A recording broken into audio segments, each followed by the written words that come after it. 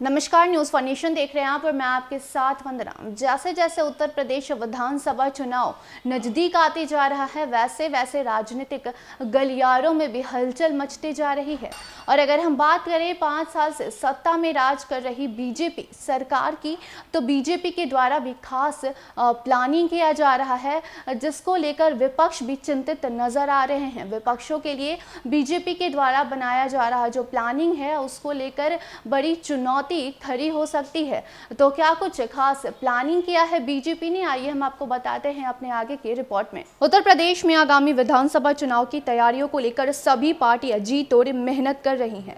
हर बार की तरह इस बार भी बीजेपी अपना एक अलग ही रोड मैप तैयार कर रही है, जिसके जरिए यूपी चुनाव में एंट्री लेने की पूरी तैयारी है।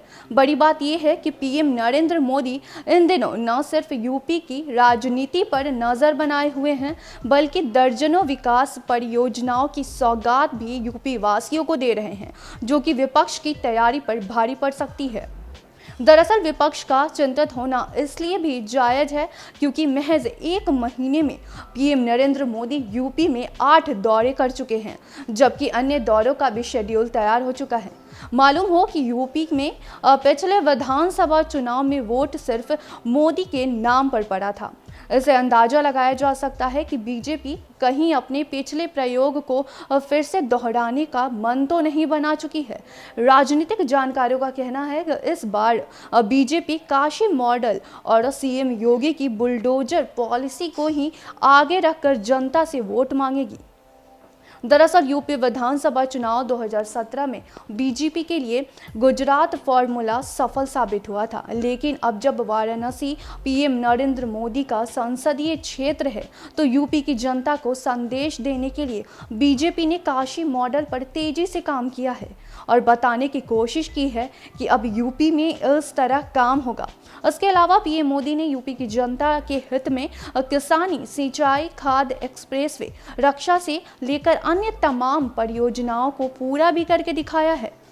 पीएम नरेंद्र मोदी ने यूपी में विकास की रफ्तार को रुकने नहीं दिया है। फिर चाहे 13 दिसंबर को काशी विश्वनाथ धाम के लोकार्पण की बात हो, या फिर पूर्वांचल एक्सप्रेसवे के उद्घाटन की बात हो, या फिर सरयू नहर राष्ट्रीय परियोजना का लोकार्पण, गोरखपुर एम्स का खाद्य कारखाना, नोएडा इंटरनेशनल एयरपोर्ट का शिलान्यास की बात करें, या फिर हम कुशीनगर एयरपोर्ट, या फिर अयोध्या में राम मंदिर निर्माण की बात हो, बीजेपी इन विकास योजनाओं के सहारे प्रदेश की जनता को साफ संदेश देने की कोशिश कर रही है कि प्रदेश में विकास की रफ्तार इसी तरह जारी रहेगी और इन्हीं के नाम पर बीजेपी जनता के बीच आएगी। राजनीतिक जानकारों की माने तो बीजेपी के सामने विपक्षी पार्टियों के लिए यूपी विधानसभा चुनाव किसी बड़ी चुनौती से कम नहीं है। दरअसल बीजेपी की योजनाएं विकास के लिहाज से तो खास है, लेकिन हर योजना के साथ एक बड़े वोट बैंक को अपने पाले में लाने का भी काम किया गया है।